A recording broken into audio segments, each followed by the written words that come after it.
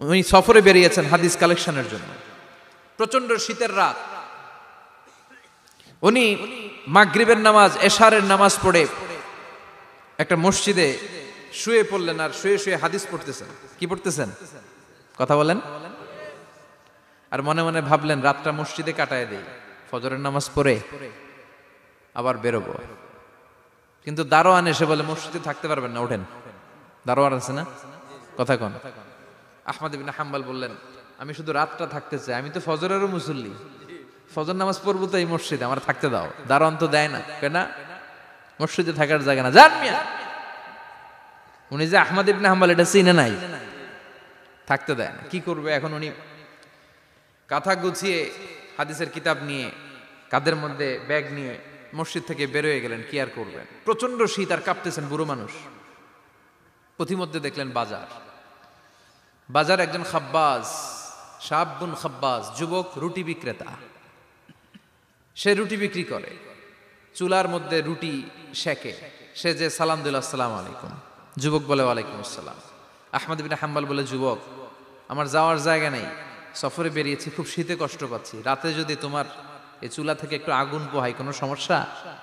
যুবক বলে না না, সমস্যা না, আহলান ওয়া সাহলান, খোশ আমদেদ, আসেন আসেন, আপনি আগুন পোহাইলে আমার সমস্যা কি? সুবহানাল্লাহ পড়েন।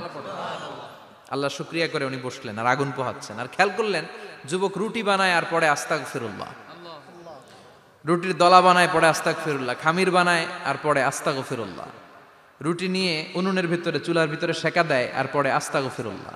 দোকানদারের কাছে কেউ আসলেই সে রুটি দেয় আর পড়ে আস্তাগফিরুল্লাহ। ক্রেতার কাছ থেকে টাকা নিয়ে ক্যাশ বক্সে রাখে আর কি পড়ে?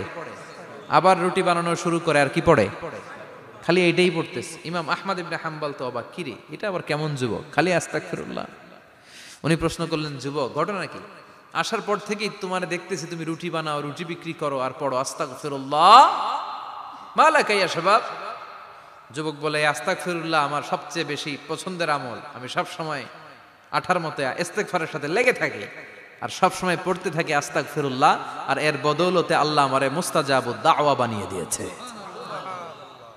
আহমদ ইবনে হাম্বল তো অবাক, আনতা মুস্তাজাবুদ দাওয়া,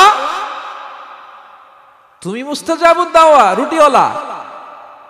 আমি এত বছর হাদিস পড়াই, আমিও তো মুস্তাজাবুদ দাওয়া না, আর তুমি রুটি বেচো বাজারে, তুমি মুস্তাজাবুদ দাওয়া, তুমি দোয়া করলেই সব কবুল হয়ে যায়।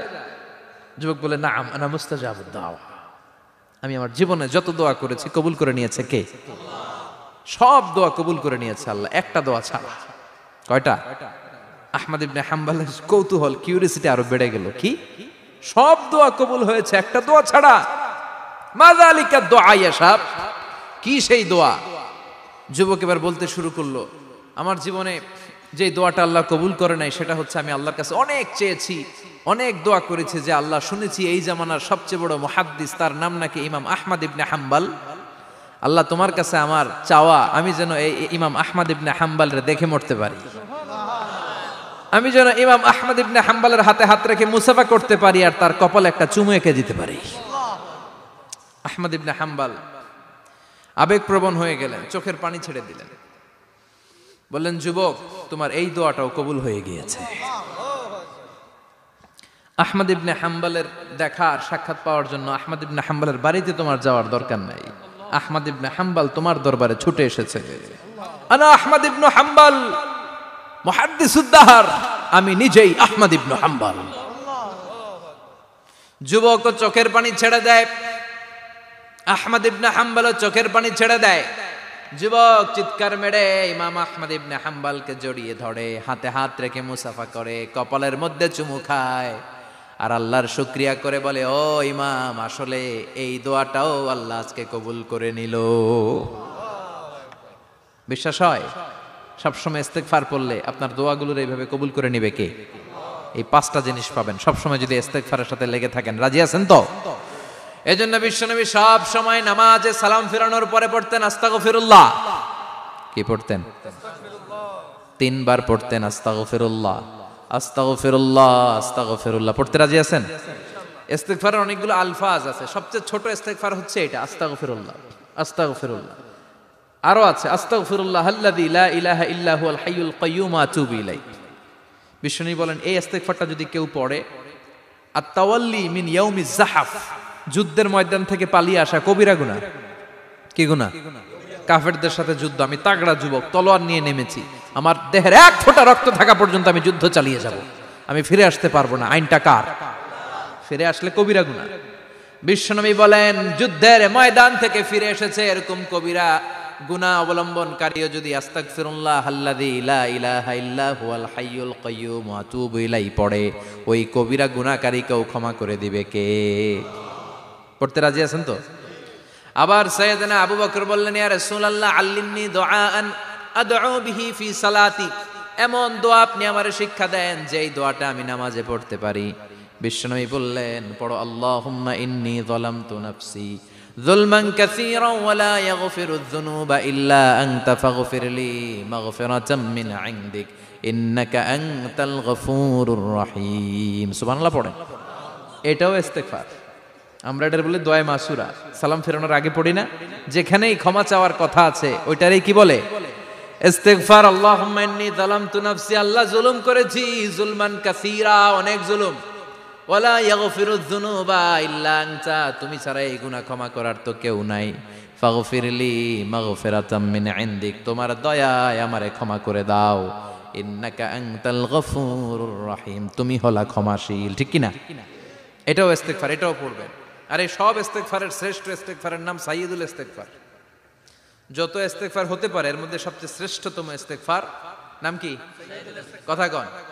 বুখারীর বর্ণনা, শাদ্দাদ ইবনে আউস রাদিয়াল্লাহু তাআলা আনহু বর্ণনা করেন, এই সাইয়্যিদুল ইস্তেগফার দিনের বেলা যে পড়বে ওই দিনে মারা গেলে সে জান্নাতি।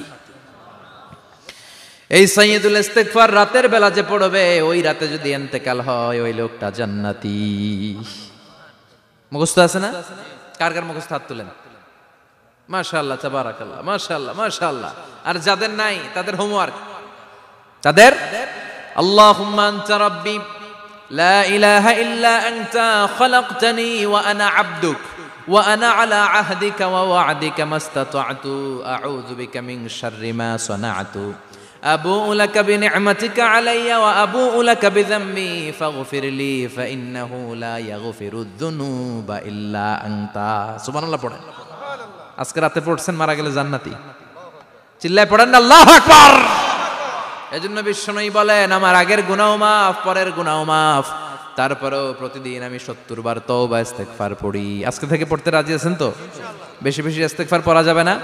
একটু প্রাণ খুলে দিল খুলে আওয়াজ করে পড়েন তো আস্তাগফিরুল্লাহ। আর জোরে পড়েন আস্তাগফিরুল্লাহ। আবার সবাই পড়েন আস্তাগফিরুল্লাহ।